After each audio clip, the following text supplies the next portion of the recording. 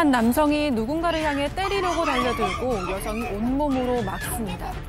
지난 3월 한 가정집에서 벌어진 일인데요. 이 남성의 정체는 다름 아닌 옆집 남성이었습니다. 남성은 신발을 신은 채 집 안으로 들어와서 이웃집 부부를 폭행했는데요. 결국 경찰에 신고까지 했습니다. 하지만 부부는 지금도 여전히 두려움에 떨고 있다고 하는데요. 왜 그런 걸까요? 자, 사망 가족께서 제보해 주신 사건인데 12년간 바로 옆집에 살았던 이웃이 이제는 공포의 대상이 됐다. 네, 12년 동안 옆집에 살았는데 그동안 마주치면 목례 정도는 했지만 딱히 교류는 없었다고 합니다. 그런데 그런 옆집 남성에게 폭행을 당했다는 제보인데요. 그 사건 당일에 옆집 남성이 초인종을 눌러서 나갔는데 제보자가 문 앞에 박스를 좀 내놨다고 합니다. 그 박스를 가리키면서 욕설을 하기 시작하는 겁니다. 그래서 제보자가 박스 때문에 그러십니까? 이렇게 물었는데 갑자기 폭행이 시작이 됐습니다. 주먹으로 얼굴과 머리를 폭행하기 시작했고 이 제보자는 그대로 기절합니다. 아이고야. 눈 떠보니까 집안 소파였습니다. 그 아내가 소란을 듣고 놀라서 데려다 놓은 거였는데 와중에 이 옆집 남성은 집안 중문을 열고 막 밀고 들어오려고 하고 있습니다. 아내가 힘을 다해서 버텨봤는데 잠옷 차림이었던 아내 몸을 부둥켜 안으면서 넘어뜨리고 또 때리고 같이 있던 장모까지 때렸습니다. 제보자도 또 폭행하려고 하니까 아내는 그걸 온몸으로 막아내려고 하고 그야말로 아수라장이었습니다. 다급히 영상을 촬영하려고 저렇게 휴대전화를 꺼내 드니까 또 주먹을 휘두릅니다. 아내랑 장모가 도망가면 그걸 쫓아다니면서 폭행을 했고요. 겨우겨우 저 아수라장 속에서 경찰에 신고를 했습니다. 당시 집안에는 7살 난 딸도 함께 있었는데 저 당시에 겁에 질려서 커튼 뒤에 숨어 있었다고 합니다. 아니, 내 집 현관문 앞에 박스 좀 놓은 게 저렇게 이웃한테 얻어맞을 일입니까? 네, 그러니까 사실 말이 안 되죠. 근데 1년 전에도 또 이런 일이 있었대요. 그때도 이제 박스하고 세제 뭐 이런 거를 좀 밖에 놓았는데 그때도 이제 시비가 붙어서 뭐 경찰관도 오고 소방관도 왔는데 그때 그 온 경찰 소방관들이 아니 뭐 저 사람은 자기네 집 앞에 놓은 것도 아니고 이 집 이거 이제 이 신고하신 분 앞에 놨는데 왜 저러는지 모르겠다며 그냥 피해 다니라고 그러셨다는 거예요. 그래서 이제 그때부터 이제 그냥 피해 다녔다고 합니다. 근데 저 옆집 정말 때때로 뭐 완전히 살림살이가 다 이렇게 밖으로 자, 교수님. 네. 공간이 겹치질 않아요. 네, 이 들어가는 통로도 다르대요. 그러니까 사실은 이제 시비를 걸고 싶어서 저렇게 하는 거지 정말로 뭐 불편했다거나 눈에 거슬린 게 아니죠. 근데 저 집이 12년 동안 와보니까 봐왔지만 부부싸움을 굉장히 많이 하고 그 과정에서 그 집 살림살이를 집 밖으로 내던지고 분에 못 이겨서 막 현관문을 부수고 아내도 때리고 그러야 했었대요. 근데 한동안 좀 조용해서 요즘은 좀 조용하네라고 다행이다라고 보니까 알고 보니까 이혼을 했다고 합니다. 그래서 정말 더 조심해야겠다라는 차에 이런 일이 또 생겼습니다. 자, 이 제보자 부부는요, 폭행 사건 이후에 옆집 남성과 마주칠까 봐 피해 다니셨대요. 왜 아니시겠습니까? 자, 한 달쯤 흘렀을까? 엘리베이터를 타고 올라가는데 딱 마주쳤다는 거죠. 자, 그런데 이 옆집 남성 제보자에게 이런 얘기를 하면서 또 주먹질을 하더라는 겁니다. 체크포인트 짚어보죠. 대답 안 해? 이게 무슨 얘기인지 직접 들어보시죠. 엘리베이터에서 우연히 만나버렸어요, 또. 조사받고 딱 온 날. 미안합니다, 그러더라고요. 내가 아무 말도 안 했어요, 나는. 그랬더니 아무 말도 안 한다고, 대답 안 한다고 또 막 뭐라고 흔적을 쳐. 금방 미안하다고 해놓고, 또 막 욕을 해, 또, 거기서. 근데 엘리베이터 나오니까 또 한 방 치더라고, 나를. 여기를 탁 치더라고. 팀장님, 어떻게 살아?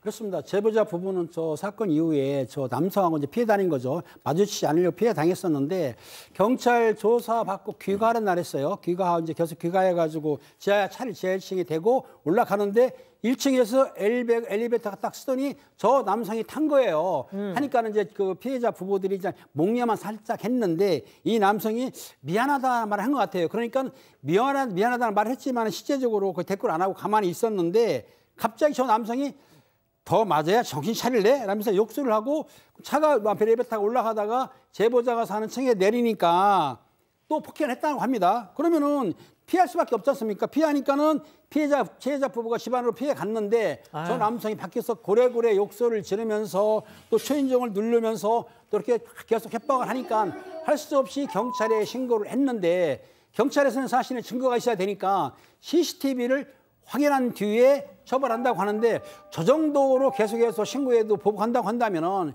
경찰은 틀림없이 저 남성을 구속시켜야 된다고 생각합니다.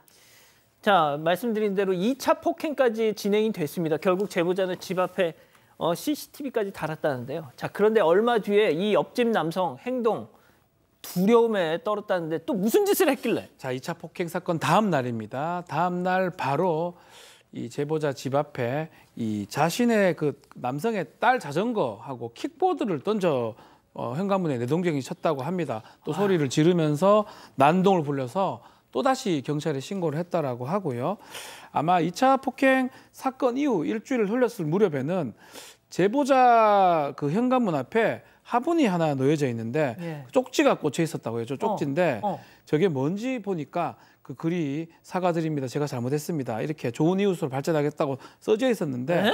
왜 이런 글을 보냈냐고 쪽지를 보냈냐고 알아보니까 경찰에 가서 경찰 너 사죄 안 하면 너 구속될 수 있다. 이런 얘기 들어서 이렇게 쪽지를 적었던 것 같습니다. 근데 이 뭐 쪽지 거두지 않고 사진을 저렇게 찍어뒀는데 나중에 하루 지나고 확인해 보니까 저것을 구겨진 채로 제보자 현관문 앞에 놓여져 있었던 거예요. 그러니까 이 쪽지를 받지 않고 가만 놔두니까 화가 나서 구겨서 던져버렸던 것 같아요. 내가 이렇게 사과했는데 예. 또 무시해? 그러니까 만약 그렇다면 다른 사람을 통해서 전달한다든지 그렇게 해야 되는데 또다시 용서를 구하지 않고 그것을 던졌던 거 그것이 또 충격적이라고 하고 있는 상황입니다. 야, 진짜 이거 어떻게 삽니까? 자, 제보자는요. 또 해코지를 당할까 봐 출근하기도 그리고 또 가장 중요한 7살 딸 아이를 등하교시키기도 무섭다고 하십니다. 매일매일 그야말로 살얼음판을 걷는 기분. 제보자 얘기 이어서 들어보시죠. 우리 애기가 꿈에 나타났는데 여기 애기가 그 커튼 뒤에서 숨어서 봤대요. 그걸 초인종만 누르면 놀래갖고. 근데 이제 CCTV를 달아놨어요. 제가 경찰들은 참아라 이거예요. 나 죽어도 참아야 되냐. 죽은 뒤에 큰 사건이 벌어지면 어떻게 하려고. 왜 구속식 수사도 안 오고. 나보러 이사 가래요. 아, 뭘 참아, 뭘 이사를 가. 그러니까요. 아, 지금 뭐 다 속상하지만 아내나 장모님이 전추 이주 나온 것도 속상하지만 이제 제일 속상한 건 아기가 너무 놀라서 꿈에도 자꾸만 그 무서운 아저씨 나온다 그러고 막 잠깐 무서워하고 이러니까 아빠로서 굉장히 속상하시겠죠. 그런데 또 이 경찰들은 걱정이 되니까 그렇게 얘기하는 거죠. 그러니까 이제 봐도 모른 척해라, 그냥 참아라, 싸움 나지 않게 그냥 못 본 척 피해라라고 얘기하면서 이런 사람이랑 어떻게 같이 살겠냐, 이사 가야 되지 않겠느냐라고 얘기를 했대요. 근데 이분께서는 도대체 피해자인 내가 왜 이사를 가야 되냐 이렇게 얘기하시는 거죠. 당연하죠.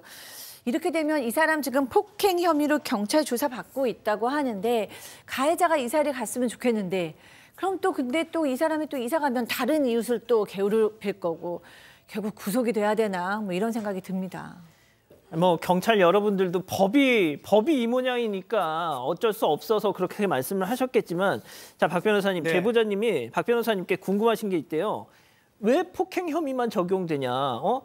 이 집 안으로 들어왔었잖아요. 그리고 아내분은 잠옷 차림이었는데 그걸 또 뭐 어떻게 뭐 실랑이를 하면서 막 거의 몸에다 손을 댔고 말이죠. 뭐 이제 제보자는 주거 침입죄라든지 성추행 같은 뭐 강제추행죄 같은 혐의가 적용될 수 있느냐 뭐 이 부분을 조금 물어보는 것 같습니다. 그렇지만 경찰의 이제 얘기는 그런 거예요.